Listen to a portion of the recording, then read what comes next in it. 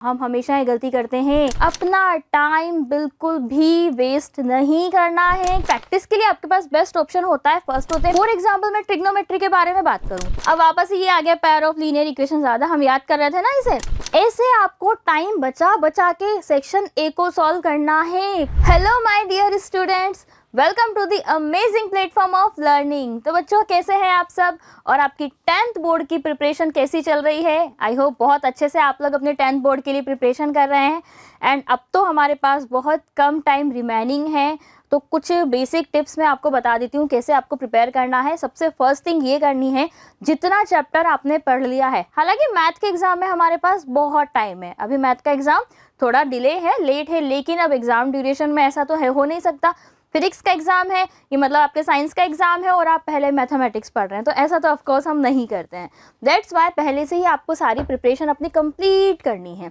तो जितने भी चैप्टर्स आपको करा दिए गए हैं, मतलब जो चैप्टर है ना कि हाँ ये चैप्टर तो मेरा बहुत अच्छा है, इसके तो मुझे सारे क्वेश्चन आते हैं, तो प्लीज़ उनको इग्नोर मत करना। हम हमेशा ये गलती करते हैं कि ये चैप्टर तो मुझे बहुत अच्छे से आता है, अरे छोड़ो ये तो मैं कर लूँगा या ये तो मैं कर लूँगी, तो ऐसा मत करना प्लीज़। आई अगेन रिपीट, उनको बहुत अच्छे से पहले आपको रिवाइज करना है। आफ्टर दैट फिर आप बाकी चैप्टर्स पे जाओ जो आपके थोड़े कम अच्छे हैं, कि हो गया ना ये चैप्टर अच्छा है, इस पार्ट को रिवाइज करके मैंने साइड में रख दिया। जो चैप्टर आपके 70% तक आपको अच्छे से आते हैं, फिर उनके ऊपर वर्क करो। उनके ऊपर वर्क किया कि हाँ ये चैप्टर हमने पढ़ लिया, ये हमारा चैप्टर कंप्लीट हो जाएगा।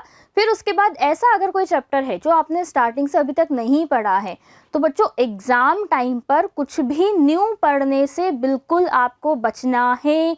ये बात आप बहुत अच्छे से सुन लीजिए, ठीक है? क्योंकि एग्ज़ाम टाइम है, तो हम कुछ भी न्यू पढ़ेंगे ना, तो हमारा माइंड, ठीक है, अब और लेने की कैपेसिटी उसकी नहीं रहेगी, तो वो क्या हो जाएगा, हमें बहुत ज़्यादा प्रॉब्लम फेस करनी पड़ सकती है। तो पहली बात ये आपको ध्यान रखनी है कि कुछ भी न्यू नहीं पढ़ना है, जितना पुराना पढ़ लिया उसको आपको बहुत अच्छे से रिवाइज करना है। अपना टाइम बिल्कुल भी वेस्ट नहीं करना है किसी भी थिंग पर, ना ज़्यादा हमारे मोबाइल फ़ोन को यूज़ करने में, मतलब रील्स वगैरह में या फिर इंस्टा पे शॉर्ट्स वीडियो देखने में टाइम इतना स्पेंड नहीं करना है। फ्रेंड्स के साथ घूमना, बाकी सब चीज़ें कुछ महीने के लिए, मतलब 1-2 मंथ की बात है, इसके लिए आप उसको स्टॉप कर दो। आफ्टर दैट आपको थोड़ा गैप मिल जाएगा, ठीक है? तो अब इसके अलावा और कैसे करें मैम, प्रैक्टिस कैसे करें, हमने पढ़ लिया। देन प्रैक्टिस के लिए आपके पास बेस्ट ऑप्शन होता है, फर्स्ट होते हैं PYQ, क्योंकि 10th बोर्ड में क्या एक ही बुक है आपके पास, ठीक है? उसी बुक में तो क्वेश्चन बार बार रिपीट होते हैं, तो आप अगर उसको देखोगे, एनालिसिस करोगे, तो आपको पता चलेगा कि यार ये वाला चैप्टर ना मेरे लिए इंपॉर्टेंट है। फॉर एग्जांपल मैं ट्रिग्नोमेट्री के बारे में बात करूं, तो आपको पता है कि वहां से प्रूव करने वाले क्वेश्चन आते ही है। वहां पर जो हमारे ट्रिग्नोमेट्रिक रेशियोज है, यानी कि जिनमें वैल्यू फॉर्म करने वाली होती है, तो वो क्वेश्चन भी हमारे पास फॉर्म होते हैं, तो उनका आपको बहुत अच्छे से ध्यान रखना है कि उन्हें हम बहुत अच्छे से पढ़ लें। सारे फॉर्मूलाज आपको लर्न करने हैं, सिर्फ फॉर्मूलाज लर्न करना सफिशिएंट नहीं है, उन्हें आपको कैसे अप्लाई करना है वो भी बहुत ज़्यादा इंपॉर्टेंट है। ओके, तो आज मैं आपके लिए लेकर आई हूँ एक सैम्पल पेपर, ताकि आपकी प्रिपरेशन और अच्छी हो सके। और अब हम इस सैम्पल पेपर की हेल्प से क्या करेंगे, हम पहले तो ये सीखेंगे कि बोर्ड का पेपर हमें कैसे अटेम्प्ट करना है। आफ्टर दैट हम इसमें कुछ जो क्वेश्चन है उनका भी सॉल्यूशन देखेंगे, और बोर्ड पेपर क्या पैटर्न क्या रहने वाला है, वो सारा डिस्कशन आज हम यहाँ पर इस वीडियो लेक्चर में करने वाले हैं। ओके, तो चलिए फिर हम स्टार्ट करते हैं। और आपको क्या करना है, साथ साथ जो क्वेश्चंस यहाँ पे गिवन है सॉल्व करते चलिएगा, ताकि आपकी प्रैक्टिस भी हो जाएगी, तो दोनों काम आपके एक साथ हो जाएंगे। आपको स्ट्रेटेजी भी मिल जाएगी कि कैसे मुझे आगे के लिए प्रिपेयर करना है, आपको बोर्ड पैटर्न का पता भी चल जाएगा, और आपकी प्रैक्टिस भी हो जाएगी। चलिए यहाँ पे देखो बच्चों, हम बात करते हैं, कुछ आपको मिले हुए रहते हैं जनरल इंस्ट्रक्शन, और आज जो हम 10th का पेपर सॉल्व करने वाले हैं, तो वो हमारा है स्टैंडर्ड। देखो, क्योंकि मैथ में स्टैंडर्ड एंड बेसिक 2 फॉर्म होते हैं ना, तो अभी हम स्टैंडर्ड पेपर को सॉल्व करने वाले हैं। बेसिक वाला पेपर भी बिल्कुल सेम होता है, सेम पेपर पैटर्न रहेगा, बस बेसिक का लेवल थोड़ा सा लो रहता है, मतलब as compared to standard. Standard में क्वेश्चन थोड़े हाई लेवल के आते हैं, मतलब उसमें जो लैंग्वेज होती है ना, तो उसको समझना हमारे लिए कभी कभी कॉम्प्लिकेटेड फॉर्म हो जाता है। क्लियर यहाँ तक सभी को? तो ऐसे बच्चे जो बेसिक के लिए प्रिपेयर कर रहे हैं, मतलब जिनको बेसिक एग्जाम देना है, तो वो भी आप इस वीडियो को देख सकते हैं। बहुत सारी थिंग ऐसी हैं, ऐसे भी क्वेश्चन है जो डायरेक्ट बेसिक में भी है, और जो डायरेक्ट यानी कि सेम क्वेश्चन स्टैंडर्ड में भी रिपीट हो रहे हैं। अब बात करते हैं हम पेपर पैटर्न के बारे में। तो देखो, पेपर पैटर्न आपको पता है कि 5 सेक्शन रहेंगे, A B C D E, ठीक है? MCQs पूरे आपके 20 मार्क्स के रहेंगे, तो MCQs अपने आप में बहुत ज़्यादा इम्पोर्टेंट है, उन्हें लाइटली मत लेना। MCQs में आपको टाइम भी ज़्यादा नहीं लगेगा, क्यों? क्योंकि फटाफट से क्वेश्चन देखते हैं, आंसर समझ में आने लग जाता है। फिर देखो section A has 20 MCQs carrying 1 mark each, तो ये कितना हो गया हमारे पास 20 मार्क्स का हमारा यहाँ पे कंटेंट मिल जाएगा। सेक्शन बी होता है जिसके अंदर क्या होते हैं 5 क्वेश्चन रहते हैं, जिनमें 2 मार्क्स रहते हैं हर एक क्वेश्चन का। तो कितने मार्क्स हो गए हमारे पास 10 मार्क्स हमें यहाँ से मिल गए। सेक्शन ए जो होता है हमारे पास, ये ध्यान रखना बच्चों को, मतलब इसमें आपको ज़्यादा एक्स्ट्रा पढ़ने की रिक्वायरमेंट नहीं है कि हमें बहुत डीप नॉलेज होगी तभी हम इसको सॉल्व कर पाएंगे, ऐसा नहीं होता है। सेक्शन ए आपको करने के लिए बस आपको जो बेसिक नॉलेज है ना कि हाँ कौन से पॉइंट कोऑर्डिनेट पे रहेंगे, लाइन जो है हमारी कब कंसिस्टेंट रहेगी, इनकंसिस्टेंट रहेगी, रूट्स का नेचर क्या रहने वाला है, वो बेसिक इन्फॉर्मेशन बस आपको पता होनी चाहिए। देन फिर आप सेक्शन ए को इजीली कंप्लीट कर लेंगे। फिर सेक्शन बी में भी वही बहुत इजी क्वेश्चन आते हैं जो आपके 2 मार्क का क्वेश्चन रहते हैं। सेक्शन सी में आते हैं आपके पास 6 क्वेश्चन कैरिंग 3 मार्क्स ईच, जिसमें हर किसी को कितने मार्क्स मिलेंगे 3 मार्क्स आपको यहाँ पे मिलने वाले हैं। सेक्शन डी में 4 क्वेश्चन रहते हैं जिसमें हर एक क्वेश्चन का 5 मार्क्स। देखो ये इंपॉर्टेंट है, अगर किसी बच्चे ने सेक्शन डी बिल्कुल सही किया तो ध्यान से सुनना, सेक्शन डी में आपको 20 मार्क्स मिलेंगे, वहीं सेक्शन ए में भी आपको कितने मार्क्स मिलेंगे 20 मार्क्स मिलेंगे। सॉरी हमारा एरो थोड़ा आगे चला गया, सेक्शन डी के बारे में हम बात कर रहे हैं, ठीक है। तो इनको आपको बहुत अच्छे से प्रिपेयर करना है। सेक्शन डी में किस टाइप के क्वेश्चन आएंगे तो भी अभी उसके बारे में हम यहाँ पे बात करेंगे। सेक्शन ई में आपको पता है केस स्टडी क्वेश्चन आता है, यानी कि केस पे बेस्ड क्वेश्चन रहता है, जिसके अंदर 4 मार्क का रहता है, 3 क्वेश्चन रहेंगे, 1 एंड 2 मार्क्स के यहाँ पे क्वेश्चन रहने वाले हैं। सभी क्वेश्चन कंपलसरी होते हैं, कंपलसरी मतलब ऑफकोर्स आपके पास इनमें कोई चॉइस नहीं होती, लेकिन 2 सेक्शंस हमारे पास यहाँ पर ऐसे आते हैं, जैसे कि देखिए यहाँ पे 5 मार्कर एंड 3 मार्कर जो क्वेश्चन होते हैं ना बच्चों, 5 मार्कर एंड 3 मार्कर, यानी कि section B and C, and उसके अंदर हमारे पास कुछ ना कुछ ऑप्शन रहता है। केस स्टडी बेस में भी आपके पास ऑप्शन रहेगा कि आप दोनों में से कौन सा क्वेश्चन करना चाहते हैं। ओके तो ये तो हो गई हमारा basic introduction about our paper कि पेपर हमारा कैसा रहने वाला है। अब इसके बाद चलिए आ जाते हैं हम कुछ क्वेश्चंस पे। Section A, ma'am section A को कैसे अटेंड करना है, पहली बात तो ये आती है। तो MCQs है बच्चों, तो आपको क्वेश्चन प्रॉपर सॉल्यूशन एग्जामिनर को नहीं दिखाना है, ये बात आप ध्यान से समझ लीजिएगा। आपको क्या करना है, पहले तो क्वेश्चन को केयरफुली रीड करो, आफ्टर दैट फिर हमें ना प्रॉपर सॉल्यूशन बताना ही नहीं है, डायरेक्ट आंसर बताना है। आंसर नंबर डालो, आंसर नंबर 1, सेक्शन जरूर मेंशन करना, सबसे पहले हेडिंग लिखना सेक्शन ए। ऐसा भी नहीं कि तुम इतना उसको डेकोरेट करने में रह जाओ कि आपका पेपर छूट जाए, ऐसी गलती भी नहीं करनी है। टाइम का बहुत अच्छे से ध्यान रखना प्रॉपर कि हाँ ऐसा भी नहीं करो कि अपना हाफ आवर हो गया आपका या 1 आवर हो गया, आप सेक्शन ए के क्वेश्चन कर रहे हो, तो भाई टाइम को देखते रहे ना, वॉच को आपको ध्यान रखना। अगर हाँ वहाँ पे वैसे भी वॉच अलाउ नहीं होती बहुत बार सेंटर्स में, तो वहाँ पे आपके रूम में वॉच लगी रहती है और उसके अलावा अभी भी बेल वहाँ पे रिंग होती है, तो पता चल जाता है कि हाँ अभी 1 आवर हुए हैं या फिर कितना टाइम हमारे पास अभी रिमेनिंग है। फर्स्ट क्वेश्चन पे आ जाते हैं। If 2 positive integer a and b are written as this, a is equal to x cube y square and b is equal to xy cube, where xy are prime number, then the result obtained by dividing the product of the positive integer। तो पहले इन दोनों का हमें product निकालना है, उसको divide करना है किससे, LCM of a and b। तो अब इसका सॉल्यूशन में हम कैसे करें, देखो अगर किसी बच्चे की कैलकुलेशन बहुत अच्छी है तो वो फटाफट से इसको देख के कर लेगा कि ए बी को मल्टीप्लाई किया, यहाँ पर ही उसने कैलकुलेशन करी। और हाँ एक और बात ध्यान रखना कि जो आपका पेपर है उसके ऊपर प्लीज़ कैलकुलेशन मत करना, उसके ऊपर मत लिखना, ठीक है, क्योंकि ये क्या हो जाता है चीटिंग का केस भी आपके पास बन सकता है। सो दैट्स वाई आप इसको अवॉइड करना, ठीक है। इनको मल्टीप्लाई करेंगे हम तो देखो क्या बनेगा, x cube y square multiply by x y cube, power बन जाएगी हमारे पास x, 3 and 1 कितना हो जाएगा 4 and y 5। इसे हमें डिवाइड करना है इन दोनों के एलसीएम से। अब एलसीएम क्या होता है, लीस्ट कॉमन मल्टीपल, ठीक है। लीस्ट यानी कि सबसे छोटे के बारे में बात करनी है, लेकिन जब भी नंबर पावर की फॉर्म में है तो हम क्या करेंगे, लीस्ट पे नहीं जाएंगे, लीस्ट का मतलब होता है सबसे छोटा, लेकिन जब भी नंबर पावर की फॉर्म में तो हम उसके अपोजिट जाएंगे, सबसे बड़े पे जाएंगे। तो हाईएस्ट पावर देखो x की क्या है 3, एक्स क्यूब, y की कितनी है 3, y क्यूब। तो देखो यहाँ से पावर 3 है, यहाँ पे क्या बन जाएगा x बन जाएगा, यहाँ पे पावर 5 है 3 है कट हो जाएगा तो y स्क्वायर बन जाएगा। ऑप्शन देखो, ऑप्शन बी आपका यहाँ पर करेक्ट आंसर फॉर्म हो जाएगा, ठीक है। अब इसके अलावा नेक्स्ट क्वेश्चन के बारे में बात करते हैं।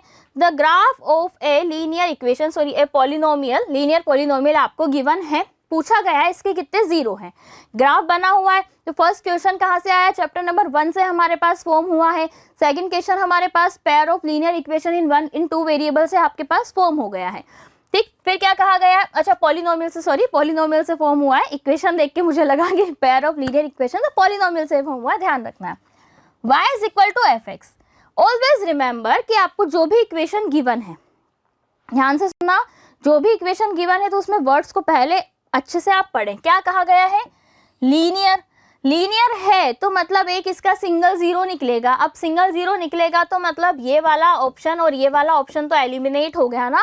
एलिमिनेशन मेथड भी आपको साथ साथ अप्लाई करना है, बहुत जगह काम आएगा। हालांकि मैथ में हमारे पास उतना ज़्यादा यूज़ नहीं होता कि हम ऑप्शन को एलिमिनेट कर दें, लेकिन आपको अगर साइंस पढ़ना है या फिर फिजिक्स केमिस्ट्री और भी थिंग्स में जो थ्योरी वाले क्वेश्चन है वहाँ पे एलिमिनेशन मेथड ना अच्छा फॉर्म होता है।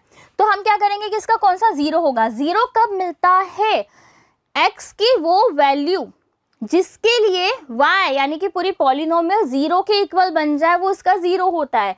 यहाँ पे ध्यान से देखो, x की वैल्यू क्या है 3, अगर आप x इज इक्वल टू 3 लेते हैं देन आपको y क्या मिल जाएगा, जीरो मिलेगा कि नहीं मिलेगा, मिलेगा। तो इसका जीरो क्या हो जाएगा, 1 0 रहा, कौन सा रहेगा 3, तो ऑप्शन कौन सा लिखेंगे 1 0 एंड द जीरो इज 3। बहुत से बच्चे ना इसको टिक कर देंगे तो ध्यान ये कहेंगे कि मैम 2 बार कट कर रहा है, अरे x एक्सिस को इंटरसेक्ट करना चाहिए तब जाके हम यहाँ लिखेंगे। अगर ये लिखा होता ना x is equal to f of y, ठीक है, y की कौन सी वैल्यू, ध्यान से सुनना, y की कौन सी वैल्यू जो इस फंक्शन को क्या कर दे, जीरो के इक्वल कर दे, तो फिर हमारे पास डिफरेंट ऑप्शन यहाँ पे फॉर्म हो जाता। बट तब तक आपको ध्यान रखना है क्वेश्चन को केयरफुली, इसीलिए बोलती हूँ मैं कि रीड करना है आपको क्वेश्चन को। नेक्स्ट पे चलो देखो, नेक्स्ट क्वेश्चन की अपन बात करते हैं, क्वेश्चन नंबर 3। ओके, अब वापस ये आ गया पेयर ऑफ लीनियर इक्वेशन, ज्यादा हम याद कर रहे थे ना इसे। So the lines representing the given pair of linear equation are non intersecting, which of the following statement is true. Non intersecting है, पैरेलल लाइन है, यानी कि कंसिस्टेंट है या इनकंसिस्टेंट है, बताओ आपको कंसिस्टेंट मिलेगी या इनकंसिस्टेंट मिलेगी, फटाफट से मुझे कमेंट करके बताइए आप, ठीक है। तो जब भी दोनों लाइन पैरेलल होती है तो क्या होता है, a1/a2 is equal to b1/b2, ठीक है, दोनों इक्वल होते हैं but not equal to c1/c2 होता है। तो ऑप्शन देखो, ऑप्शन बी यहाँ पर है। अगर ऐसा होता इज इक्वल टू c1/c2 तो दोनों का ग्राफ ना एक ही ग्राफ बनता, ठीक है। और अगर मान लो पहली थिंग ऐसे आ जाती a1/a2 is not equal to b1/b2, तो आपको किस तरह का ग्राफ मिलता, कहीं ना कहीं ये दोनों लाइन आपस में इंटरसेक्ट कर रही होती, तो एक आपको इसका यूनिक सॉल्यूशन मिल रहा होता। ये बात आपको ध्यान रखनी है। नेक्स्ट देखो, वापस से नेचर ऑफ रूट्स का हमारे पास क्वेश्चन आ गया है, जो कि बच्चों लास्ट ईयर भी क्वेश्चन फॉर्म हुआ था, ठीक है। लास्ट ईयर अगर आप देखोगे ना पेपर सॉल्यूशन, तो वहां पे पता है क्या पूछा गया था, एक इक्वेशन आपको गिवन थी और कहा था कि वो क्या कंडीशन है जिसमें रूट्स रहेंगे रेशनल रहेंगे। तो रेशनल में पता है बहुत सारे बच्चे कंफ्यूज हो गए, रेशनल वाला तो हमने कभी केस पढ़ा ही नहीं है, ग्रेटर देन इक्वल टू पढ़ा है, लेस देन इक्वल टू पढ़ा है, इक्वल टू 0 पढ़ा है, रेशनल वाला केस क्या। तो बच्चों ध्यान रखना, रेशनल कब होगा, जब b² - 4ac ग्रेटर देन 0 तो रहेगा, ठीक है, लेकिन वो अगर परफेक्ट स्क्वायर रहेगा, यानी कि डिस्क्रिमिनेंट आपका परफेक्ट स्क्वायर रहेगा, तो हम कहेंगे कि जो रूट्स है रेशनल रहेंगे।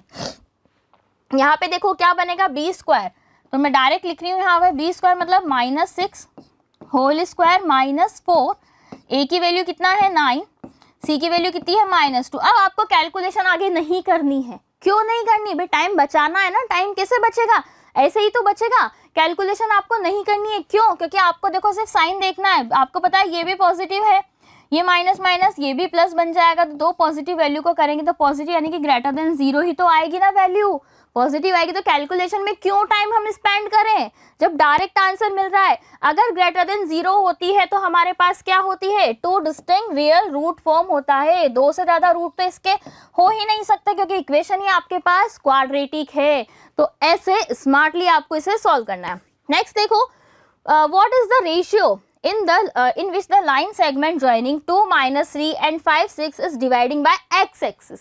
x एक्सिस से वो डिवाइड कर रहा है, तो इसका मैं आपको फटाफट से फॉर्मूला बताती हूँ, तरीका बताती हूँ कैसे करना है। मान लो कि ये दोनों लाइन है, एक पॉइंट यहाँ है एक पॉइंट यहाँ है, एक को नेम दे दिया हमने, वाला पॉइंट हो जाएगा 2, -3, ये पॉइंट है आपके पास 5, 6, ये गया हमारा x एक्सिस। अब ये आपको x एक्सिस अगर इंटरसेक्ट करेगा तो y कोऑर्डिनेट यहाँ पर क्या रहता है, 0 रहता है ना। तो मतलब अगर मैं इस पॉइंट के कोऑर्डिनेट निकालूं x, 0 बनेंगे कि नहीं बनेंगे, बिल्कुल बनेंगे, क्यों नहीं बनेंगे।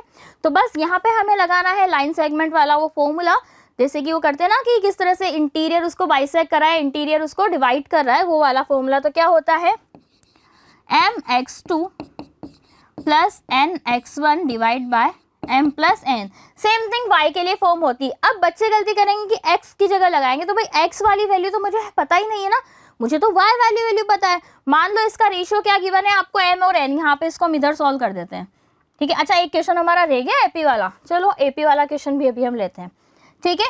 फिर हमें यहाँ पर क्या करना है, देखो कैसे फॉर्मूला आप अप्लाई करोगे। तो my1 my2, m के साथ y2 कहाँ आ जाएगा 6m प्लस ny2, तो ये क्या बन जाएगा 3n divide by m plus n is equal to 0 रहेगा, ठीक है।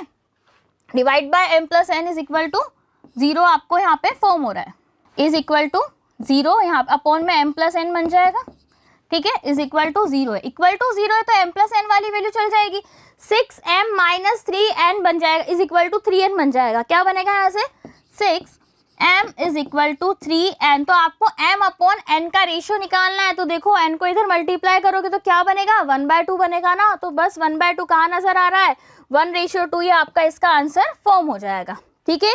बेचारा एपी हमारा छूट गया, यहाँ पे छोटा सा चैप्टर है। तो एपी आपको गिवन है सेम कॉमन डिफरेंस, दोनों का कॉमन डिफरेंस क्या है, मान लो कॉमन डिफरेंस आपको दे दिया d, दोनों का सेम है। First term of the one is -1 and that of the other is 8, यानी कि दोनों की आपको फर्स्ट टर्म का बता दिया, एक की तो -1 है, एक की 8 है। The difference between the 4 term given है, तो उसका डिफरेंस क्या होगा a प्लस 3d, एक को a1 बोल दो, माइनस a2 प्लस 3d, रहेगा कि नहीं रहेगा, रहेगा ना, यही तो होता है। अब यहाँ पे ब्रैकेट मैंने यहाँ पे इसको अप्लाई किया, अब जैसे ही मैं ब्रैकेट ओपन करूंगी देखो साइन चेंज हो जाएंगे, 3d से 3d कट हो जाएगा, तो a1 माइनस a2 रिमेनिंग रहेगा। a1 की वैल्यू कितना है -1, तो -1 और ये -8 है, a2 की वैल्यू तो +8 बन जाएगी। तो आंसर कितना आ जाएगा 7, यानी कि ऑप्शन सी आपके पास आंसर फॉर्म हो जाएगा।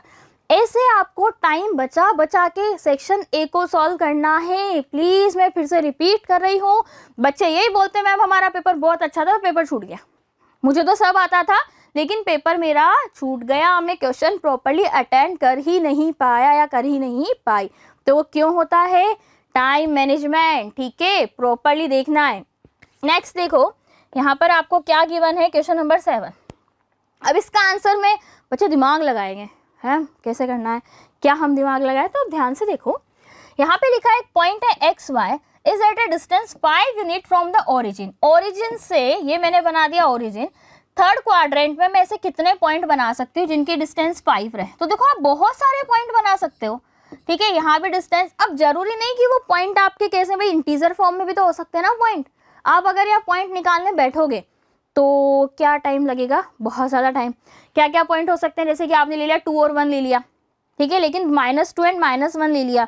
फिर उसके अलावा एक पॉइंट आपने ले लिया -1 एंड -2, देखो यहाँ 2 तो यही बन गए, कैसे बन गए, 2 पॉइंट हो गए ना आपके पास यहाँ पे। तो क्यों आपको ध्यान रखना है, अच्छा वो तो स्क्वायर रूट ऑफ 5 बन गया, अभी 25 लाना है, वो तो √5 बन गया, ठीक है। तो 2 पॉइंट वो नहीं लेंगे, डिफरेंट पॉइंट रहेंगे, लेकिन दोनों का सम आपके पास √5 आना चाहिए, स्क्वायर रूट ऑफ 5 आना चाहिए।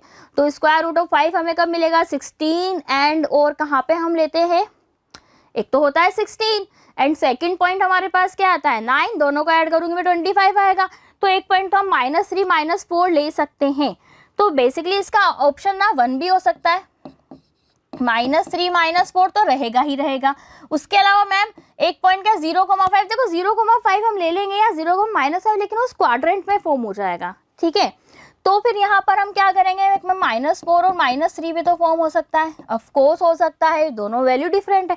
फिर कोई बच्चा कहेगा मैम इसमें अगर हम थोड़ा सा डेसिमल में कुछ चेंजमेंट कर दो तो चलेगा, अरे ऑफ कोर्स चलेगा। तो यहाँ पर आप बहुत सारे पैर बना सकते हो, इवन आप ड्रॉ करके देखना।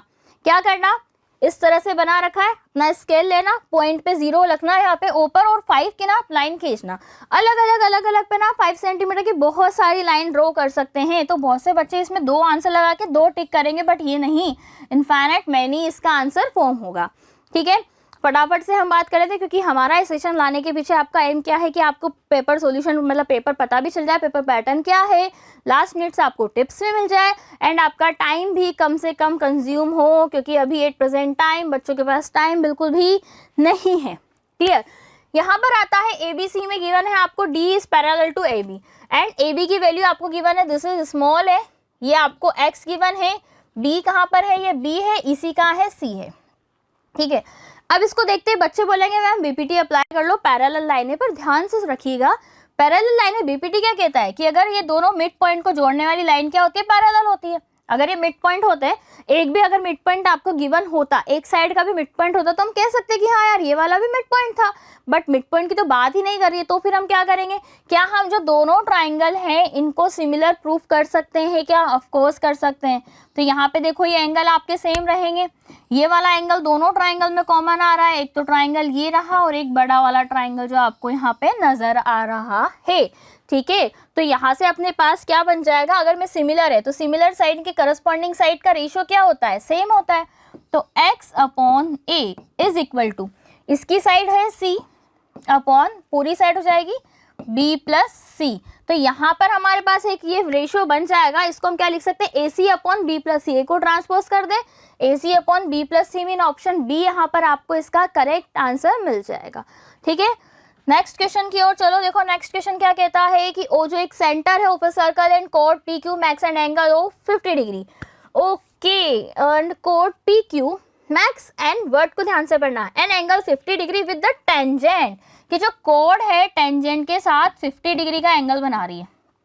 ठीक है, अब बच्चे क्या करेंगे, वो ऐसे बोलेंगे मैम ये 50 है तो ये वाला एंगल भी 50 अपन कर दें, क्यों, ऑल्टरनेट इंटीरियर एंगल। अरे आपको पैरेलल लाइन कहाँ बोली गई है कि वो लाइन पैरेलल है, जब कहा नहीं है तो मानना क्यों है।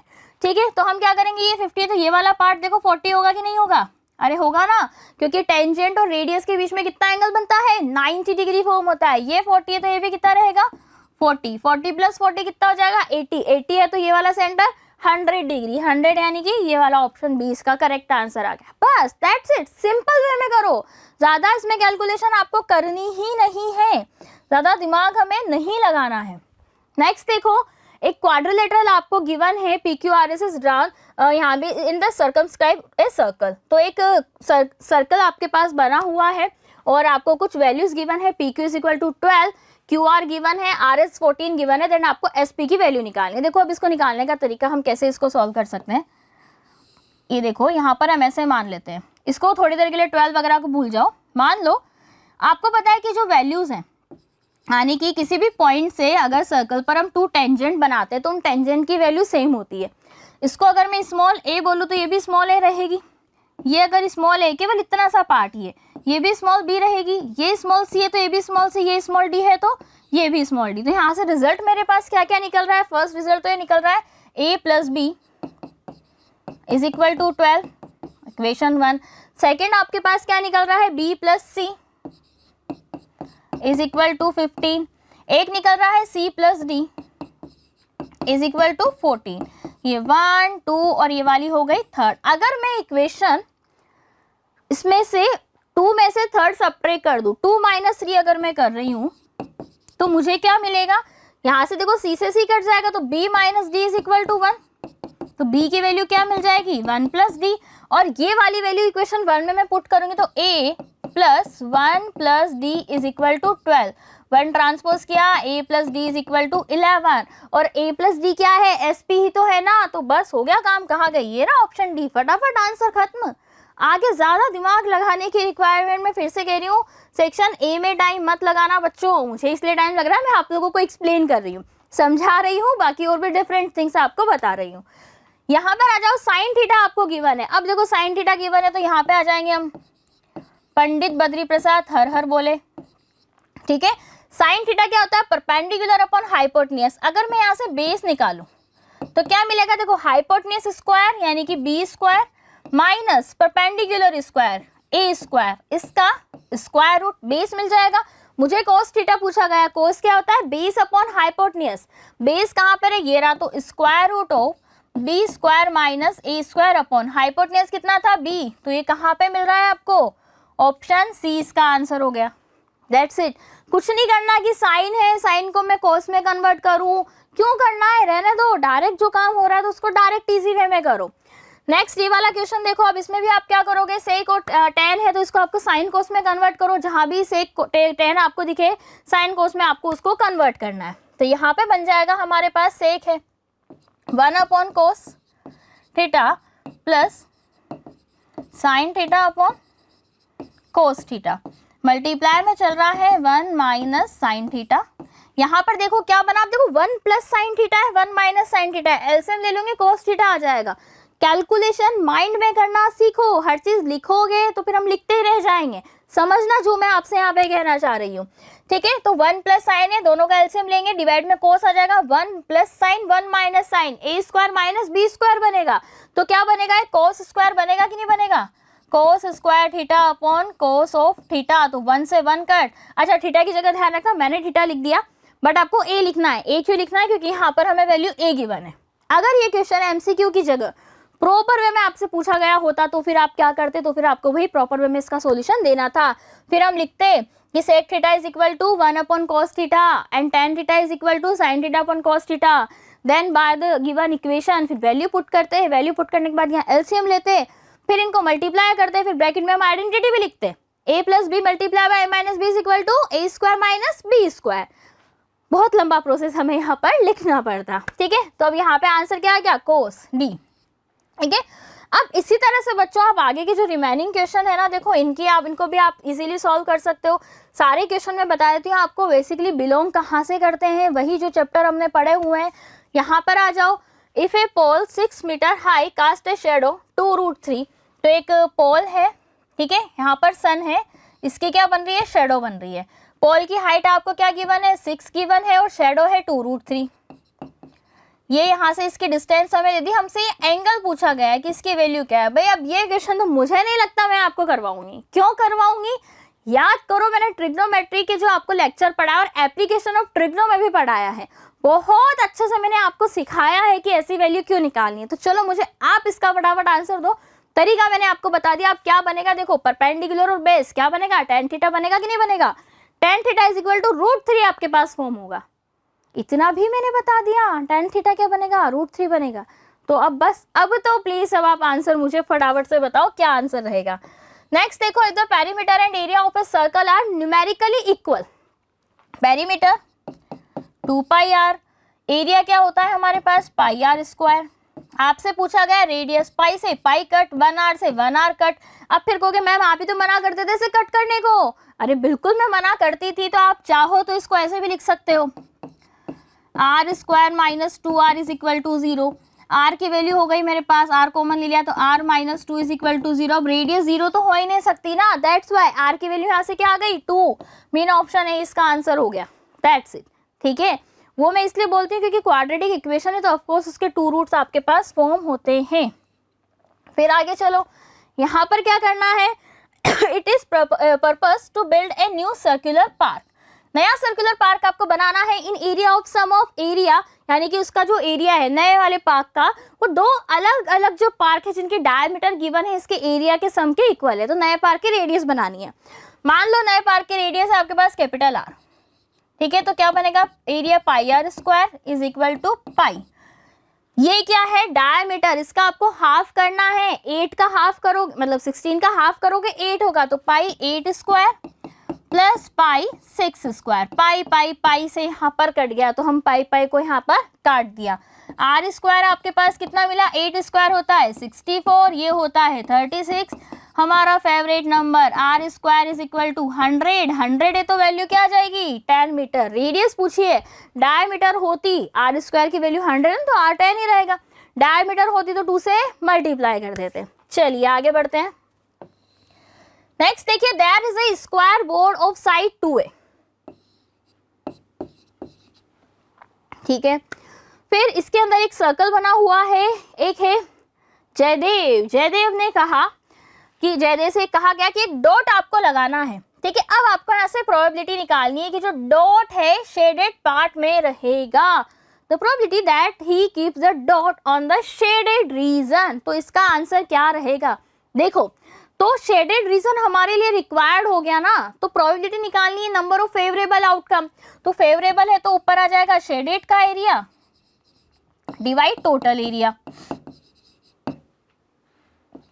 यहां से देखो, ये अगर 2a है तो ये रेडियस a हो जाएगी, नहीं हो जाएगी? हो जाएगी। शेडेड का निकाला तो स्क्वायर में से, स्क्वायर 2a है, 2a का एरिया निकालूंगी तो 4a square minus pi r square, r की जगह स्मॉल है, divide by total area. Total area कितना है? 4a square, a square a square a square common ले लो, क्या बचा? 4 माइनस पाई अपॉन 4। कहाँ है 4 माइनस पाई अपॉन 4? ये रहा। ऑप्शन बी इसका करेक्ट आंसर हमें अगेन मिल गया। आगे बढ़ो भाई, नेक्स्ट क्वेश्चन क्या कहता है? फिर प्रोबेबिलिटी का क्वेश्चन आ जाएगा। 2 कार्ड्स ऑफ, 2 कार्ड आपको गिवन है, कौन से हैं? एक है हमारे पास heart and spade are missing. एक पूरी हमारे पास कार्ड्स थी, कार्ड का पैकेट था, 2 यहाँ पे इतने हमारे पास, देखो 6 कार्ड आपके पास मिसिंग है। A card is drawn at random from the remaining packet. What is the probability of getting a black card? Black card मिलने की प्रोबेबिलिटी क्या है मैम? ब्लैक कार्ड के लिए हमें बहुत सक्सेसफुल होना पड़ेगा। जानते हो ना ब्लैक कार्ड क्या होता है? जानते होंगे बच्चे, ठीक है? तो कितने स्पेशल पर्सन को मिलता है ब्लैक कार्ड? ओके, तो हम भी स्पेशल ही हैं। तो पहली बात तो ये आती है कि 52 कार्ड है मेरे पास। देखो 2 और 4 यानी कि 6 कार्ड यहाँ से कट हो गए, तो कितना रिमेनिंग रहा? 46 रिमेनिंग रहा। डिनोमिनेटर यानी कि टोटल, फेवरेबल आउटकम नहीं, टोटल आउटकम कितने हो गए? 46। तो ये दोनों ऑप्शन तो यहाँ से एलिमिनेट हो गए, बचे क्या? तो ये आएगा, ये आएगा। फिर हम बात करते हैं ब्लैक कलर के कार्ड कितने होते हैं? देखो 13 13 26 होते हैं।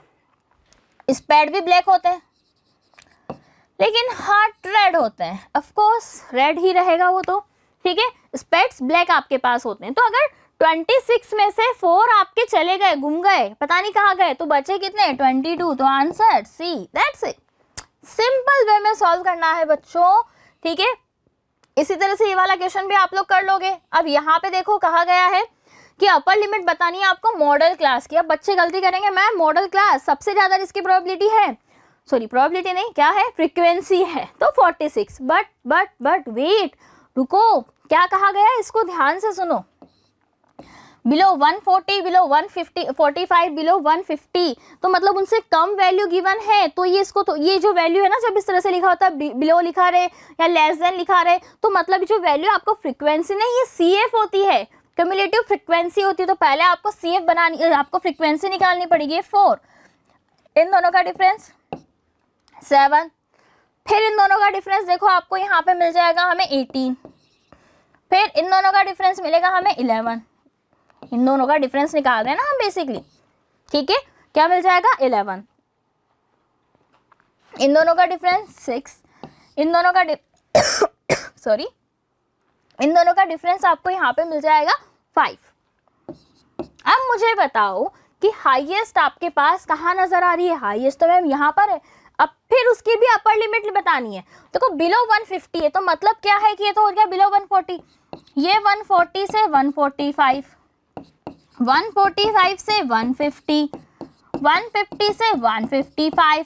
तो आपको इसकी प्रोबेबिलिटी निकालनी है, तो अपर लिमिट क्या आ गई? प्रोबेबिलिटी नहीं, मतलब हमें इसकी यहाँ पे अपर लिमिट बतानी है। बार बार पता नहीं क्यों प्रोबेबिलिटी हमें बहुत याद आ रही है।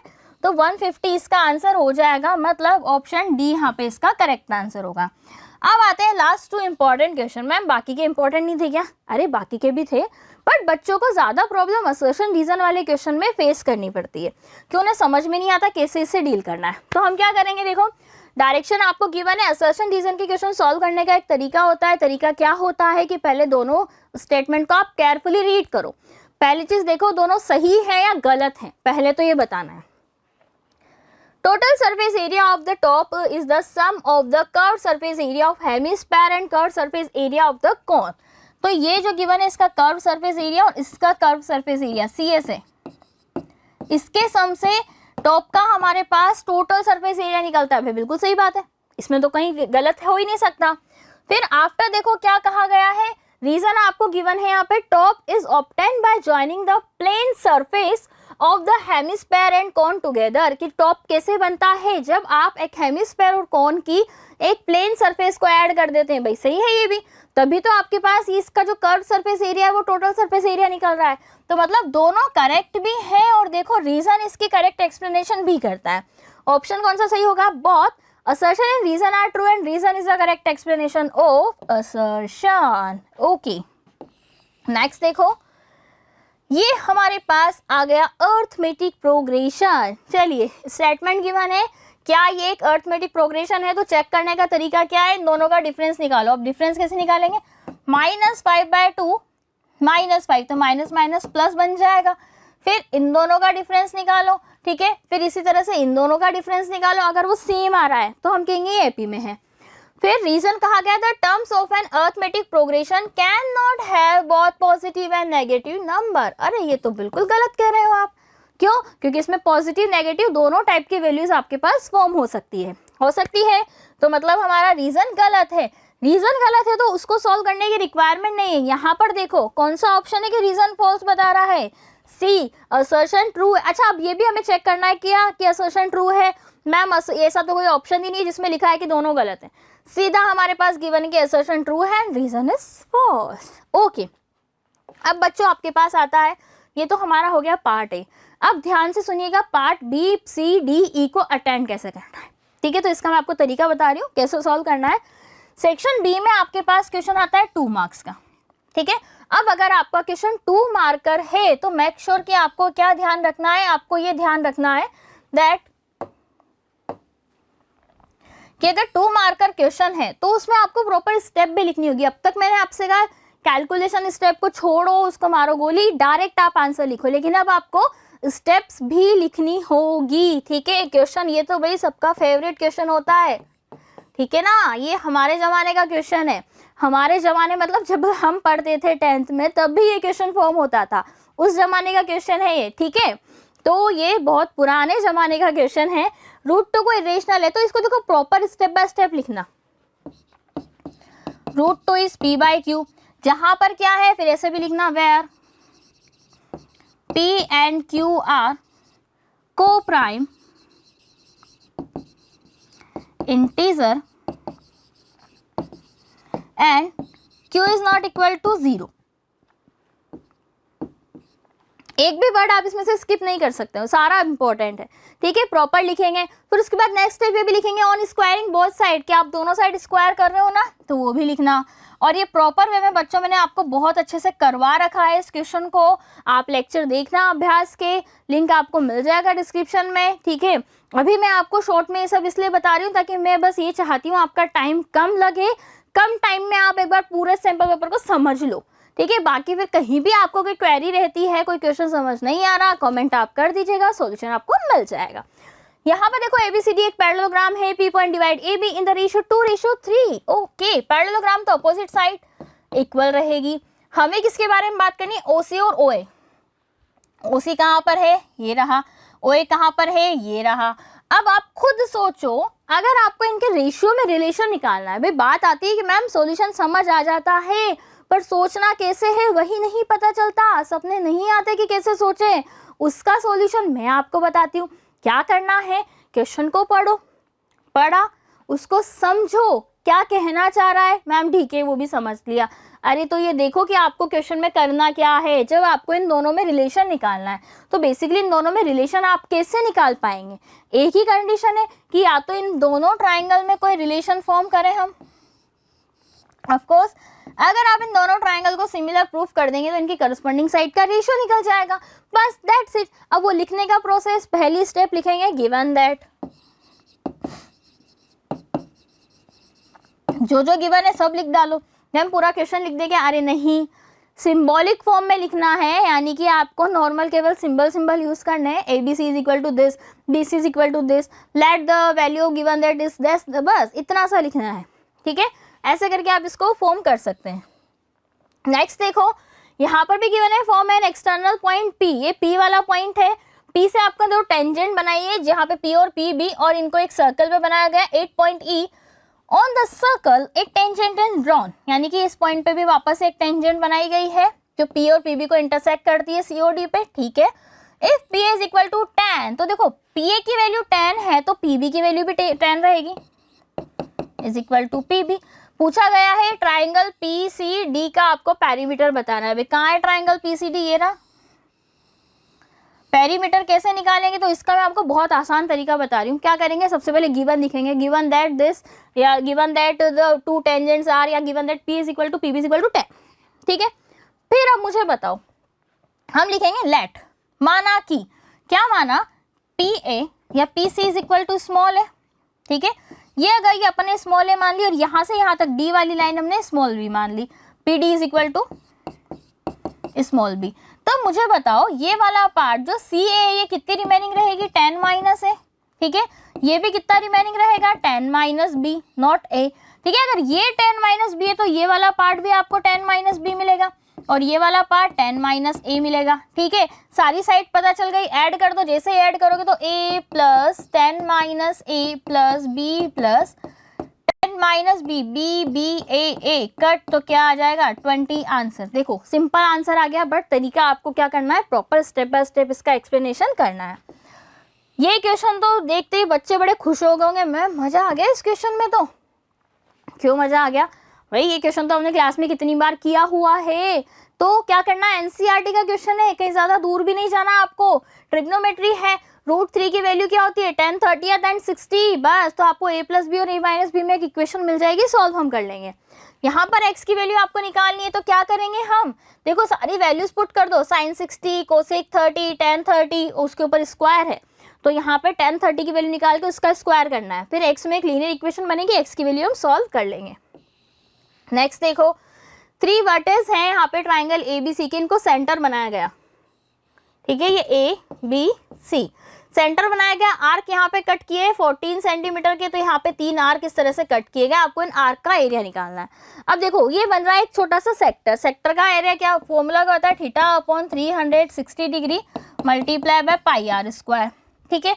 मैम ये तो थीटा हमें पता ही नहीं है, एक तो A है, एक B है, एक C है, तो ऐसा बनेगा ना A/360 pi r square, r तो सेम है सब जगह, plus B/360 degree pi r square plus C/360 degree pi r square. तो सब में से अगर मैं पाई आर स्क्वायर कॉमन ले लूँ तो क्या रिमेनिंग रहेगा, ऐसे बचेगा ना, 1/360 भी अपन ने कॉमन ले लिया और इधर बन जाएगा A plus B plus C, angle की वैल्यू है ये, इधर बच रहा है पाई आर स्क्वायर।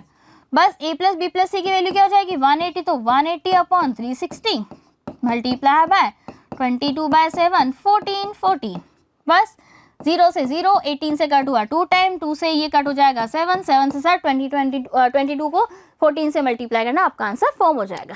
क्लियर, बस रिप्रेजेंटेशन क्या करना और डोंट्स मतलब क्या नहीं करना है, डायरेक्ट कैलकुलेशन नहीं करनी है। अभी मैं डायरेक्ट सिर्फ इसलिए कर रही हूँ क्योंकि मैं आपको सिर्फ सॉल्यूशन समझा रही हूँ, कैसे रिप्रेजेंटेशन करना है ये मैं आपको लेक्चर्स में, क्लासेस में बहुत बार एक्सप्लेन कर चुकी हूँ, बहुत बार, कि पहले गिवन दैट लिखना है, फिर कुछ प्रूफ करना है तो टू प्रूफ करके वो लिखना है, कुछ अलग अपन अगर कंस्ट्रक्ट करते हैं तो कंस्ट्रक्शन लिखना है, फिर जहाँ पे फॉर्मूलाज यूज होते हैं जैसे A plus b whole square का यूज हुआ तो साइड में ब्रैकेट बना के सिंस ये करके फॉर्मूला लिखना है, इक्वेशन की नंबरिंग प्रॉपर करनी है, इक्वेशन 1, इक्वेशन 2 ये भी लिखना है, that we subtract equation 2 from equation 1, ये सारी चीजें आपको अच्छे से करनी है।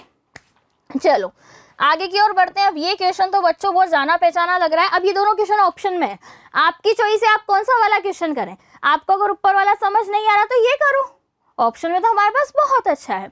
यहाँ से आपसे अनशेडेड रीजन का एरिया पूछा गया है, शेडेड का नहीं पूछा, अनशेडेड का है। तो ध्यान दो यहाँ पर आपके पास एक इस तरह से ये स्क्वायर बन रहा है कि नहीं बन रहा, मैम क्यों बन रहा है भाई, ये भी 3 3 3 3 बन रहा है और ये 4 क्या बन गया आपके पास, सेमी सर्कल बन गए। तो शेडेड एरिया इसका कैसे, इसका एरिया क्या निकालेंगे, ट्वाइस मल्टीप्लाई बाय, क्योंकि 2 सर्कल बन रहे हैं ना आपके पास, pi r square plus area of square, square का 3 स्क्वायर, बस सॉल्व कर लेंगे आंसर आ जाएगा।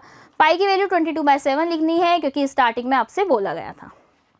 नेक्स्ट क्वेश्चन देखो, अब आ गया सेक्शन सी। सेक्शन सी में भी बच्चों सेम थिंग है, आपको बस क्या करना है, स्टेप्स ध्यान से लिखनी है।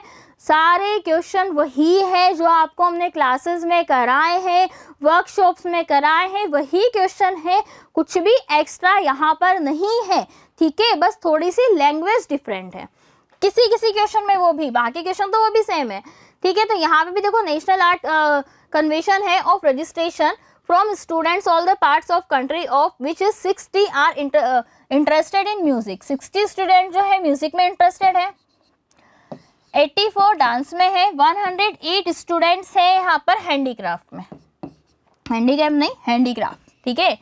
फिर आपको क्या करना है, for optimum cultural exchange organise wish to keep them in minimum number of group. तो पहले तो ये जो बच्चे हैं हम इनमें से चाहते हैं ग्रुप बनाना, क्या मिनिमम कितने कितने स्टूडेंट्स हम ले कि मिनिमम नंबर ऑफ ग्रुप बने। मिनिमम मतलब HCF तो पहले तो आप इन तीनों का HCF निकालना पड़ेगा जो भी आएगा, ठीक है। देखिए क्या आएगा इनका HCF, ओके आई गेस 5 यहाँ पर हमारे पास इसका HCF रहने वाला है, ठीक है। 5 नहीं ज़्यादा इसका HCF रहेगा, वो 108 है, तो आपको 12 मिल जाएगा आई थिंक इसका HCF। 12 इसका HCF रह रहा है, देखो 12 सब में से कॉमन आ रहा है, 12 5 ज़र 7 ज़र, ठीक है, 9 ज़र, क्लियर। तो 12 इसका HCF मिल जाएगा, मतलब हर ग्रुप में आपको 12 बच्चे रखने हैं। अब 12 बच्चे रखने हैं तो ग्रुप कितने बनेंगे ये तो देखो, तो अगर 60 स्टूडेंट्स हैं यहाँ पर, मैं हर एक ग्रुप में से 12 स्टूडेंट ले रही हूँ, तो 5 ग्रुप यहाँ पे बनेंगे। यहाँ पे 84 डिवाइड बाय 12 करूँगी, 7 ग्रुप यहाँ बनेंगे, ठीक है। 108 डिवाइड बाय 12 करूँगी तो 9 ग्रुप यहाँ बनेंगे। तो कितना हो जाएगा अपने पास, देखो ये बन गया हमारे पास 16 and 5, ठीक है। ये हमारे पास यहाँ पे बन गया 21, क्लियर। मतलब टोटल 21 ग्रुप बनेंगे। और फिर आगे क्या कहा गया है, ये तो अभी हमने ग्रुप के बारे में बात करी, ग्रुपिंग। फिर बोला गया है कि इनको हम ना जो ग्रुप्स को इस तरह से एक ना नंबर अलॉट करना चाहते हैं रूम के, कि हर एक ग्रुप को एक रूम मिल जाए, एक ग्रुप को एक रूम मिले। तो कितने आपको यहाँ पे रूम अलॉट करने होंगे, तो बस 21 यहाँ पर नंबर है ग्रुप के, तो 21 रूम आपको अलॉट करने पड़ेंगे, दैट्स इट। बस प्रॉपर वे में लिखना है, पूरी थ्योरी लिखनी है। यहाँ पर आ जाओ, ये तो बहुत आसान क्वेश्चन है, ठीक है। अब इसमें भी क्या लिखोगे, प्रॉपरली लिखना, let A is equal to 5, B is equal to 5 and C is equal to 1।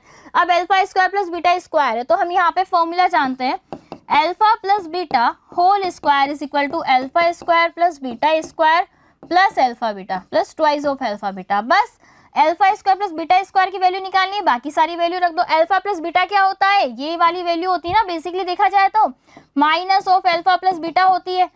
5 को यहाँ पे डिवाइड करना ध्यान रखना, या फिर डायरेक्ट वे में भी आप यहाँ से निकाल सकते हैं। प्रॉपर सिखाया है, एक एक चीज आपको सिखाई है, ठीक है। यहाँ पे बच्चे कहेंगे मैम रिड्यूसिबल वाला तो क्वेश्चन ही नहीं है ना, नहीं है तो क्या हुआ, मैंने ये भी कहा था आपसे जब पढ़ाया था, क्वेश्चन नहीं है रिड्यूसिबल, लेकिन एग्जामिनर दे सकता है। एग्जामिनर किसके ऑप्शन में देगा, अदर क्वेश्चन दे दिया, देखो यहाँ पे तो कहेगा भाई ये तो सिलेबस में है आपके, इसको तो करो। फिर हम ये ऑब्जेक्शन नहीं उठा सकते कि आपने आउट ऑफ सिलेबस दिया। वो ये कहेंगे भाई जो क्वेश्चन सिलेबस में आप उसको ही नहीं कर पा रहे हो, तो आउट ऑफ सिलेबस को आप कहाँ से ही कर पाओगे। दैट्स वाई समझाया था 1/√x है, इसको आप u मान लो, 1/√y है, इसको आप v मान लो। तो इक्वेशन क्या बन जाएगी, 2u + 3v, 3v is equal to 2। यहाँ पे बन जाएगी हमारे पास 4u, भाई 4 और u दोनों अलग है मेरे, इनको एक मत कर देना, 4u - 9v is equal to -1। ऐसे इक्वेशन आपके पास बन जाएगी, लीनियर इक्वेशन है। कोई भी मेथड लगा के आप इसको सॉल्व कर सकते हैं, एलिमिनेशन मेथड लगाओ या कोई डिफरेंट मेथड लगाओ, it's depend on your choice, ठीक है। सेम इसी तरह से देखो आप आगे भी 29 क्वेश्चन में भी आपके पास 2 ऑप्शन है। ये क्वेश्चन तो आपको पता है, क्लास में मैंने आपको करवाया था, जो बच्चे मेरी क्लास में रेगुलर जुड़ते हैं उन्हें पता है कि मैम ये क्वेश्चन हमने क्लास में किया था, और ये पूरा हमने 3 टाइम इस क्वेश्चन को सॉल्व किया था। याद आया कुछ, बिल्कुल याद आया मैम, बहुत अच्छे से हमने क्वेश्चन सॉल्व किया था। आफ्टर दैट यहाँ पर भी देखो, अब बच्चे ये वाला वही क्वेश्चन है जो एक स्टूडेंट ने पूछा था कि मैम अब इसमें बस थोड़ा सा साइन का एक्सचेंजमेंट है, यहाँ पे वैल्यू 3 की जगह कुछ और थी और यहाँ पे साइन आपको माइनस में दिया गया था, सॉरी प्लस ही दिया गया था, बट थोड़ा सा यहाँ पे और भी कुछ वैल्यू आपके साथ मल्टीप्लाई हुई, यहाँ पे 7 था। याद आया कुछ, क्लास में किया था, ठीक है। अब आपको tan थीटा की वैल्यू निकालनी है, तो जब भी अगर साइन है tan निकालना है तो क्या करो, cos से डिवाइड कर दो, बट मैम यहाँ स्क्वायर है तो cos स्क्वायर से डिवाइड कर दो, सिंपल, क्योंकि tan क्या होता है, साइन अपॉन कोस। आगे चलो, ये क्वेश्चन आपको गिवन है, लेंथ गिवन है। अच्छा, ये प्लांट वाला फिर वही क्वेश्चन आ गया। देखो सब कुछ वही है बच्चों जो आपने पढ़ा है, बस डरना नहीं और प्रॉपर जैसे मैंने आपको सिखा रखा है कि कैसे पेपर को अटेम्प्ट करना है, कैसे थ्योरी लिखनी है, एक एक बात आपको मैं स्टार्टिंग से बताती आई हूँ। इवन जो बच्चे क्लास 9th में भी थे उनको पता है कि मैम आपने 9th के साथ 10th में भी बताया था। रेगुलर जो बच्चे जुड़े हुए उन्हें पूरा पता है। मैम हमें डरने की रिक्वायरमेंट ही नहीं है। वो बच्चे यहाँ बोले भी सही, बताए भी कितने स्टूडेंट ऐसे हैं जो हमसे कंटिन्यूसली यहाँ पे जुड़े हुए हैं। नेक्स्ट देखो, लेंथ है, आपको क्या निकालना है भाई इसका, आपको इसका मीन फाइंड आउट करना है। क्या फाइंड आउट करना है, मीन, शायद रुक जाओ आगे देखते हैं। हाँ, मीन निकालना है। अब मीन निकालने के लिए 2 ऑप्शन है। पहली बात तो देखो, आपकी जो ये सीरीज है तो ये एक्सक्लूसिव सीरीज में आपको बनाना है, इंक्लूसिव है। तो यहाँ पे क्या करेंगे, इधर तो इधर तो ऐड कर देंगे 118.5 माइनस 125.5, इधर क्या करो यहाँ पे फिर 126.5। एक साइड ऐड किया तो एक साइड कम करना पड़ेगा ना हमें, यहाँ पे हमने थोड़ा मिस्टेक कर दिया। इसमें ऐड करेंगे, इसमें कम करेंगे, सॉरी। इस तरह से हमारा चल रहा है, मतलब मिनिमम जो वैल्यू है ना लोअर लिमिट में कम करना है, अपर लिमिट में ऐड करना है। तो यहाँ पर आपके पास इस तरह से ना सीरीज बनती चली जाएगी। तो यहाँ पे भी देखो 135.5 144.5 आगे बन जाएगी, तो आपकी सीरीज सही बन जाएगी। आफ्टर दैट बच्चे क्या करेंगे, मैम एक्स निकाले, एफ आपको गिवन है, F x upon summation F लगा ले। बट आपको सोचो ये वैल्यू को ज़्यादा बड़ी नहीं लग रही है हमें, बड़ी वैल्यू है तो इसका जब अपन x निकालेंगे, मिड वैल्यू निकालेंगे तो थोड़ी बड़ी आएगी। तो उसकी जगह आप अगर चाहें तो कुछ भी वैल्यू आप यहाँ पे अज्यूम कीजिए कि मैम ये हमारा मीन है जो हमने अज्यूम किया है। अज्यूम मीन आप कुछ भी ले सकते हैं, पहले अपन मिड वैल्यू निकालेंगे फिर अज्यूम मीन मान के आप इस क्वेश्चन को सॉल्व कर लेंगे। अज्यूम मीन में क्या होता है, जो आपका मीन होता है a is equal to a plus summation f i d i upon summation f i multiply by h. यहाँ पे डी आई क्या होता है, x माइनस ई। ठीक है, जो जो x की वैल्यू उसमें से ये सब्ट्रैक्ट करते हैं, बस वही पैटर्न आपको अप्लाई करना है। ठीक है, नेक्स्ट आ जाओ भाई सेक्शन डी पे। अब सेक्शन डी मैंने बताया था ना बच्चों के लिए इंपॉर्टेंट है, एक ही क्वेश्चन 20 का आ जाएगा। अब ये लो फिर वही क्वेश्चन आ गया अपस्ट्रीम डाउनस्ट्रीम, ये तो हमारी एनसीईआरटी बुक का ही क्वेश्चन है। अब फिर कहोगे ma'am reducible question, reducible form, बताया था बच्चों कि रिड्यूसिबल फॉर्म हो या किसी भी फॉर्म हो आपको तो करनी है। ठीक है, छोड़ के कुछ नहीं जाना, पढ़ना है। जिन बच्चों ने पढ़ा है तो इजीली देख सकते हैं भाई अपस्ट्रीम और डाउनस्ट्रीम। डाउनस्ट्रीम होता है तो स्पीड ऐड होती है, अपस्ट्रीम होता है तो स्पीड सबट्रैक्ट होती है। बस आप इजीली फाइंड आउट कर लेंगे इसको। इसी तरह से टैप वाला क्वेश्चन है, ध्यान रखना। अब ये फिर आ गया भाई, ये लास्ट ईयर भी आया था भाई, state and prove BPT. BPT का स्टेटमेंट कहा था कि स्टेटमेंट को रट लो, अच्छे से याद कर लो, समझ लो और इसको प्रूफ कैसे करते हो, और इसका कन्वर्ट्स का स्टेटमेंट भी याद कर लो और उसे भी आप प्रूफ कर लीजिएगा, मतलब कैसे इसको प्रूफ करना है। ध्यान रखना क्या बनाना है, आपको ट्राइंगल अच्छे से बनाना है, बाकी सारी इन्फॉर्मेशन प्रॉपर वे में लिखनी है। क्लियर है, ये आई गेस सभी के पास यहाँ पे चला गया होगा। तो इस तरह से बच्चों आप सेक्शन डी यहाँ पे इजीली सॉल्व कर सकते हो। ये सब सेम क्वेश्चन है जो आपको क्लासेस में कराए गए हैं, और आप अगर वीडियोस देखोगे ना सॉल्यूशन तो उसमें भी आपको मिल जाएंगे। अब सेक्शन ई के बारे में बात करते हैं, case study base. Case study base question solve करने का तरीका सिर्फ है, पहले जो आपको केस गिवन है उसको केयरफुली रीड करो, पैसेज आता है ना उसी की तरह से काम है। यहाँ पे पैसेज अगर आप पढ़ोगे यानी कि इसको अगर आप केयरफुली रीड करोगे तो आपको समझ में आएगा कि मैम ये क्वेश्चन क्या कहना चाह रहा है। लास्ट ईयर जो क्वेश्चन आया था, सैम्पल पेपर याद करो, लास्ट ईयर भी मैंने आपको करवाया था, उसमें भी क्या था, हमारा एपी का क्वेश्चन था एक सैम्पल पेपर का, और एक क्वेश्चन कोऑर्डिनेट ज्योमेट्री का था। इस बार वाला सैम्पल पेपर भी देखो, रिलेट करो, एक एपी का आ रहा है और एक और क्वेश्चन आगे आएगा कोऑर्डिनेट ज्योमेट्री का आएगा। मतलब हमारे पास क्वेश्चन वही रिपीट हो रहे आ रहे हैं, कुछ भी अलग नहीं है। और स्टैंडर्ड में ये है तो बेसिक का पेपर तो और कितना ईजी होगा जब स्टैंडर्ड का पेपर इतना ईजी है। तो यहाँ पर हमें क्या गिवन था कि मनप्रीत कौर है, एक नेशनल रिकॉर्ड होल्डर है for women in the shot put discipline. Her throw of 18.86 metre at the Asian Grand Prix इस 2027 यानी कि 2017 में है। Maximum distance for Indian female athlete, इन्होंने मैक्सिमम डिस्टेंस कवर करी है। फिर उसको रोल मॉडल बनाते हुए संजीता ने सोचा कि मुझे भी ऐसा ही कुछ करना है, तो उसने फर्स्ट एक थ्रो किया तो उसका थ्रो आया 7.5 सेंटीमीटर, 7.5 मीटर की उसकी लेंथ आई। फिर उसने रेगुलर प्रैक्टिस करी और मॉर्निंग और इवनिंग दिन रात प्रैक्टिस करती थी, तो उसने उसकी स्किल हर डे 9 सेंटीमीटर, 9 सेंटीमीटर है, मीटर में बदलेंगे 0.09 मीटर, ये हो गई। During the special camp for 15 days, अब यहाँ पे 15 डे का कैंप चला, she started with 40 throw every day, कि एक दिन में, अब यहाँ पे दो बातें हैं, यहाँ तो थ्रो की लेंथ के बारे में बात हो रही है, यहाँ पे नंबर और थ्रो हो रहे हैं कि एक दिन में कितने नंबर ऑफ थ्रो वो कर सकती है। तो दो थिंग्स से बच्चों दोनों में कंफ्यूज मत होना। Keep increasing the number of throw by 12 to achieve this remarkable process. तो उसमें क्या हो रहा है, नंबर ऑफ थ्रो देखो यहाँ पे बढ़ते जा रहे हैं, ठीक है।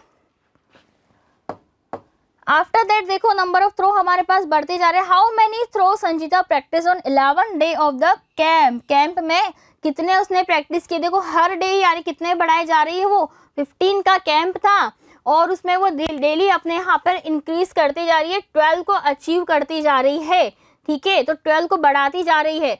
फर्स्ट डे में 40 थे, तो बस हम 11 डे के फाइंड आउट कर सकते हैं ना, कर सकते हैं। नेक्स्ट देखो, what would be Sanjeeta throw distance. अब ये डिस्टेंस वाली बात आ गई ऊपर। डिस्टेंस में फर्स्ट क्या था, 7.56 मीटर, ठीक है।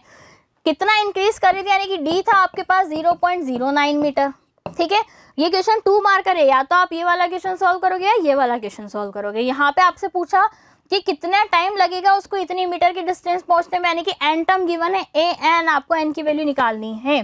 सेम इसी तरह से ये वाला क्वेश्चन है बच्चों, तो इस क्वेश्चन को केयरफुली रीड करना। यहाँ पे कोऑर्डिनेट ज्योमेट्री का क्वेश्चन है, ठीक है। ऐसा क्वेश्चन आपको पता हो तो मैंने एक बार जब क्लास थी हमारी कुछ स्टूडेंट्स की, आप लोगों ने कहा था ना पर मैम कोऑर्डिनेट ज्योमेट्री वाली क्लास, तो उसमें मैंने आप लोगों को करवाया था ऐसा ही क्वेश्चन, 10th के जो स्टूडेंट्स हैं। बट वहाँ पर क्या है, हमने पर्सन को खड़ा किया हुआ था, यहाँ पे तो हमारे पास बॉलर है, पर्सन थे ABCDEFG, अलग अलग पर्सन थे, उनके बीच की डिस्टेंस निकालनी है। अगर किसी को एक लाइन में खड़ा करना है तो ट्राइंगल का एरिया निकालो, 0 के इक्वल कर दो। अगर आपको ये देखना है कि डिस्टेंस बतानी है, डिस्टेंस क्या है, तो डिस्टेंस फॉर्मूला आप वहाँ पे अप्लाई कर सकते हो, ठीक है। तो इस तरह से आप बच्चों अपना पूरा पेपर अटेम्प्ट करना। ये ध्यान रखना आप सबसे लास्ट में चाहो, पहले आप सेक्शन डी को करो, सेक्शन डी को सॉल्व करा या केस स्टडी वाले में दिमाग लगाओ। पहले स्टार्टिंग में एमसीक्यूज में ज़्यादा टाइम नहीं देना है, पहले डी वाला सेक्शन, अगर आपने 1 आवर में डी सेक्शन और केस स्टडी भी कंप्लीट कर लिया तो मतलब आपने आधी से ज़्यादा जंग जीत ली। अगर डी सेक्शन भी आपका कंप्लीट हो गया ना सेक्शन 1 आवर में, तो बहुत ठीक है, हो जाएगा काम। सेक्शन डी सेक्शन और केस स्टडी दोनों कर लेना, आपको 1 आवर में इतना टाइम निकालना है। फिर बाकी क्वेश्चन आप इजीली धीरे धीरे करते चलो। और एक बात ध्यान रखना, जैसा ही क्वेश्चन करते ही चलो, कुछ बच्चे होते हैं ना पहले कौन सा कर लिया, बाद में कौन सा करा, फिर बाद में कौन सा करा, कौन सा क्वेश्चन सॉल्व किया, तो आप उनको मार्क कर लेना कि मैम ये क्वेश्चन हम यहाँ पे कर चुके हैं, ये वाला क्वेश्चन हो गया। क्योंकि कभी ऐसा होता है हम सोचते हैं कि हमने कर लिया होगा, बट वो क्वेश्चन किया नहीं होता तो फिर वो हम छूट जाता है, फिर हम बाद में जाके पछताते हैं। तो ऐसा आपको नहीं करना है, ठीक है। आई होप सभी को सैम्पल पेपर समझ में आया होगा कि कैसे आपको पेपर को अटेम्प्ट करना है, किस टाइप का पेपर आपके लिए रहने वाला है, केस स्टडी क्वेश्चन कैसे रहेंगे, मेजरली आपको कोऑर्डिनेट ज्योमेट्री। अच्छा, लास्ट ईयर एक और सैम्पल पेपर में एक क्वेश्चन और था, उसमें से फॉर्म हुआ था वो एप्लीकेशन ऑफ ट्रिग्नोमेट्री में, याद करो ब्रिज वाला क्वेश्चन था, वो बेसिक के पेपर में था, ठीक है। ब्रिज बना हुआ है, angle of elevation, angle of depression आपको देखना था, तो वो सारा वहाँ से भी फॉर्म हो सकता है। चैप्टर नंबर 1 की बात करूँ तो उसमें ज़्यादा वेटेज नहीं आएगा, एक क्वेश्चन बस ये आता है HCF वाला। यहाँ पे देखो HCF का कितना अच्छा वो वर्ड प्रॉब्लम वाला क्वेश्चन आया था ना, उसमें अगर दिमाग नहीं लगाया तो घूम जाओगे, नहीं समझ में आएगा कि मैम कैसे सोल्व होगा। क्लियर। तो बच्चों आपको करना क्या है, क्वेश्चन की अच्छे से प्रैक्टिस करना। जिस भी क्वेश्चन में आपको डाउट लगे, मैम ये थोड़ा सा डाउट लग रहा है, कमेंट सेक्शन में आप मुझे बताओ, प्रॉपर मैं आपको उसका सॉल्यूशन दोबारा फिर से प्रोवाइड करा दूंगी। बाकी सारे सॉल्यूशन जो बच्चे क्लासेस में रेगुलर आते हैं तो अपनी क्लास पर तो सारे सॉल्यूशन हमने करे हुए हैं। बच्चों आप लोगों को आई डोंट थिंक कि कोई प्रॉब्लम यहाँ पर फेस होने वाली है, ठीक है। समझ आया सभी को, से यस और नो? ऑफ कोर्स मैम, बहुत अच्छे समझ में आया, everything is clear, crystal clear, ठीक है। अब इसी तरह के बच्चों और सैम्पल पेपर या और PYQ सीरीज के लिए आपको क्या करना है, चैनल को सब्सक्राइब करना, क्योंकि यहाँ पर हम आप लोगों के लिए डिफरेंट सीरीज लेकर आने वाले हैं। ओके स्टूडेंट्स, तो चलिए मिलेंगे अब हमारे नेक्स्ट सेशन में। आपके एग्जाम के लिए आपको अभी से ही ऑल द वेरी बेस्ट, अभी से ही, बाद में अभी और मिलेंगे, ये हमारी लास्ट मीटिंग नहीं है, ठीक है। तो अभी से ही ऑल द बेस्ट, और अच्छे से प्रिपेयर करना। कहीं भी प्रॉब्लम आए तो आप हमें किसी भी वीडियो के या कमेंट सेक्शन में आप बता सकते हैं। Okay, so bye everyone, thank you so much.